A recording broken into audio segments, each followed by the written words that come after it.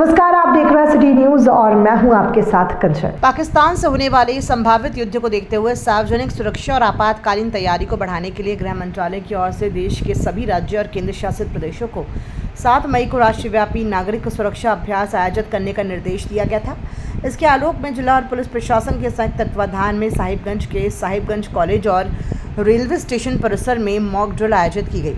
इसके माध्यम से युद्ध की स्थिति में होने वाली दुर्घटनाओं से निपटने के लिए कैसे सहायता मिल सकती है या लोगों की सहायता की जा सकती है, इसका लाइव डेमो दिखाया गया। उपायुक्त हेमंत सती और एसपी अमित कुमार सिंह की अगुवाई में मॉक का आयोजन किया गया। इसमें सही में कॉलेज के छात्र, एनसीसी के कैडेट और स्काउट के गाइड समेत कई सामाजिक संगठनों के कार्यकर्ता भी शामिल हुए। मौके पर अग्नि विभाग की टीम ने भी बम से लगने वाले आज की स्थिति से निपटने के लिए क्या कुछ किया जा सकता है, इसकी जानकारी लाइव डेमो में दिखाई। दरअसल पाकिस्तान से होने वाले संभावित युद्ध को देखते हुए पूरे देश के साथ साथ झारखंड के 5 जिलों रांची, बोकारो, जमशेदपुर, गोड्डा और साहिबगंज में मॉक ड्रिल करने का आदेश जारी किया गया था। ये मॉक ड्रिल अभ्यास नागरिकों, संस्थानों और बुनियादी ढांचे को संभावित आपात स्थितियों जैसे शत्रुतापूर्ण हमले या प्राकृतिक आपदाओं के लिए तैयार करने के लिए महत्वपूर्ण माना जा रहा है। इसी के तहत साहिबगंज में शाम 4 बजे से रात 8 बजे तक ब्लैकआउट घोषित कर दिया गया है।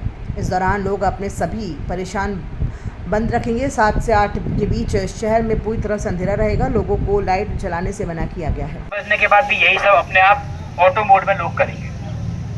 अब हम लोग यहाँ पर एक तरीके से पुनः ड्रिल करेंगे छात्र तरीके से, जिसमें एक किसी बिल्डिंग पर हम लोग कृत्रिम बम या पटाखा जलाएंगे और जलाने के बाद हमारा तुरंत कंट्रोल रूम, एम्बुलेंस, फायर कितनी तेजी से आती है यही देखना है और इसी रिस्पॉन्स टाइम को कम करना है। हमारी सिविल डिफेंस की टीम कितनी तेजी से आती है और कितनी तेजी से एक्शन लेती है, उसी चीज़ की हम लोग तैयारी कर रहे हैं, आप लोगों को बता रहे हैं, आप लोगों को दिखा रहे हैं। आप लोग प्लीज़ सभी लोग बहुत ध्यान से इसको समझने का प्रयास करें।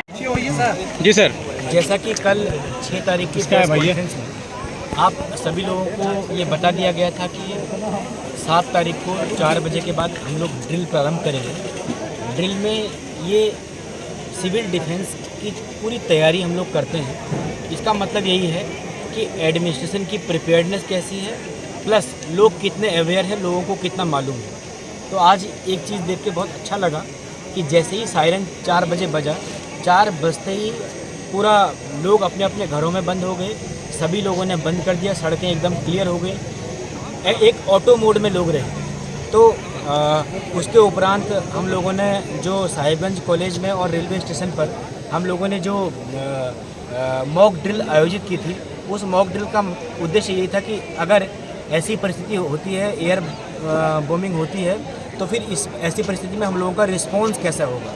तो रिस्पॉन्स के लिए आप लोगों को एक चीज़ समझ लेनी होगी कि हम लोगों का कंट्रोल रूम और शैडो कंट्रोल रूम दोनों का नंबर सबके पास होना चाहिए।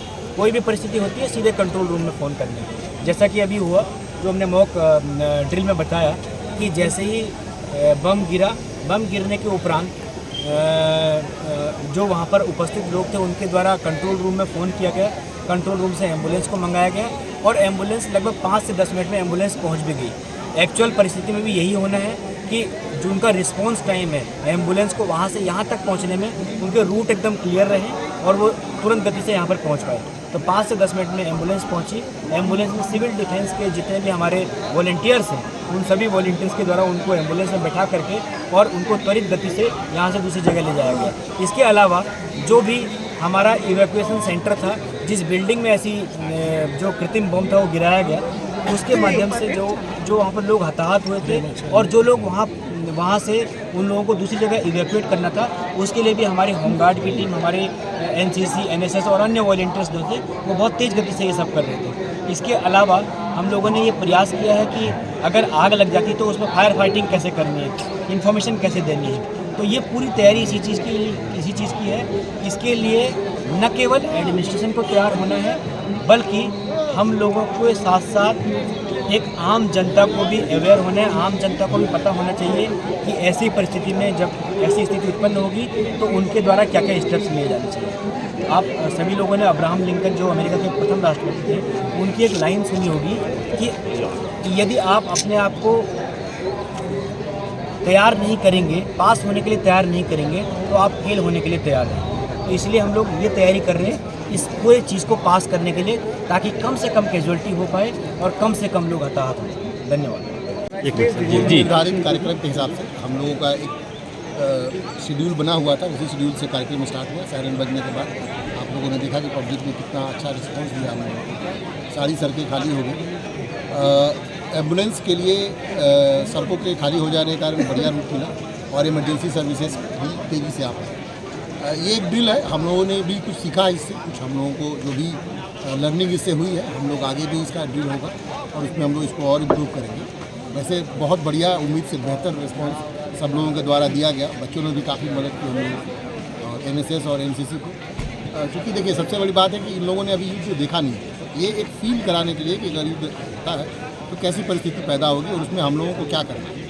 तो अभी तक जनता का रिस्पांस बहुत अच्छा है। मैं आपके माध्यम से कहूँगा कि अभी जब 7 बजे जब कंप्लीट ब्लैकआउट होगा तो जिन एरियाज़ में हम लोग घोषणा कर रहे हैं, जनता हम लोगों को सहयोग करे। कंप्लीट ब्लैकआउट, तब एक भी बिजली बत्ती न जले, न गाड़ी की लाइट जले, न मोबाइल की लाइट जले, कोई नहीं, एकदम कंप्लीट ब्लैकआउट। ऊपर से देखने पर हमारा ड्रोन उड़ेगा, हम लोग ऊपर से देखेंगे कि कहाँ से लाइट आ रही है नहीं आ रही है। तो आप लोग भी रहेंगे। मैं आप लोगों से अनुरोध करूँगा कि सबको ज़्यादा से ज़्यादा अवेयर करें कि हम लोगों को बढ़िया से सीख लेंगे। धन्यवाद।